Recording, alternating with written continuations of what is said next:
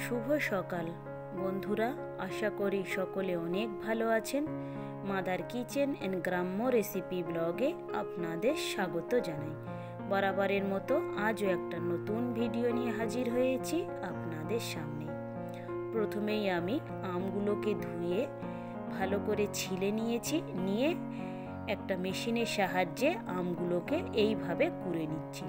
আপনারা চাইলে এই আমটাকে বটিতে ছোট ছোট করে কুচিয়েও নিতে পারেন, কিন্তু এইভাবে কুড়ে নিলে বেশি খেতে ভালো লাগবে এবং মাখাটা করতে খুব সুন্দর হবে। গরমের দিনে বিকেলবেলা আপনারাও আপনাদের বাড়ির পরিবারের লোকজনদেরকে নিয়ে এইভাবে আম মাখাটা তৈরি করে খাবেন। কতটা ছোট ছোট হয়েছে নিশ্চয়ই বুঝতে পারছেন আপনারা দেখে। বটিতে হলে এতটা ছোট ছোট করা কখনোই সম্ভব নয়।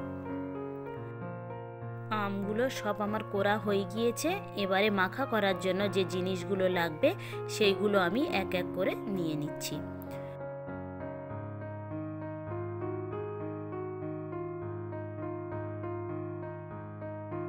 লবণ, তারপরে আরেকটু স্বাদ বাড়ানোর জন্য এখানে দিয়ে দিয়েছি বিট লবণ।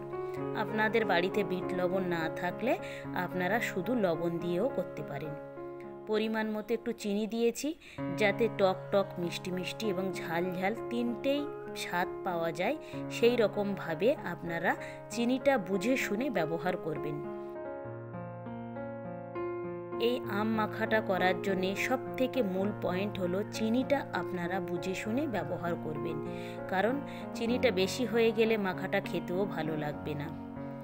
এখানে আরও স্বাদ বাড়ানোর জন্য আমি নিয়েছি একটা শুকনো লঙ্কা আর গোটা জিরে। এটাকে শুকনো খোলায় ভেজে ভালো করে গুঁড়ো করে নিয়েছি। আগে থেকে আমটা এই কারণে মাখিয়ে রেখেছিলাম যাতে একটু এরকম ঝোল ঝোল জল জল মতো হয়, তাহলে খেতে ভালো লাগবে।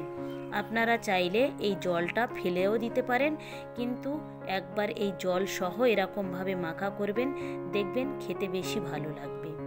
এবারে আমি মশলাটা দিয়ে ভালো করে এটাকে একটা চামচের সাহায্যে মাখিয়ে নিচ্ছি। অবশ্যই আপনারাও একটা চামচের মাধ্যমে মাখাবেন, যেহেতু ছোট ছোট করে কোরা।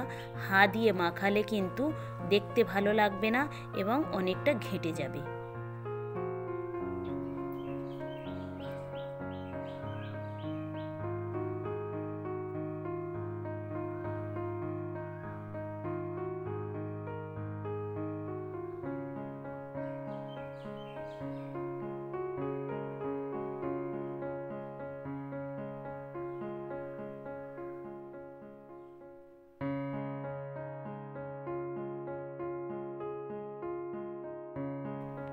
তৈরি হয়ে গিয়েছে আমার আম মাখার রেসিপি।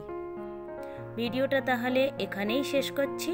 ভালো থাকবেন, সুস্থ থাকবেন, আর ব্লগটি কেমন লাগলো অবশ্যই জানাবেন। ভালো লাগলে একটা সাবস্ক্রাইব করে দেবেন। দেখা হবে পরবর্তী ব্লগে।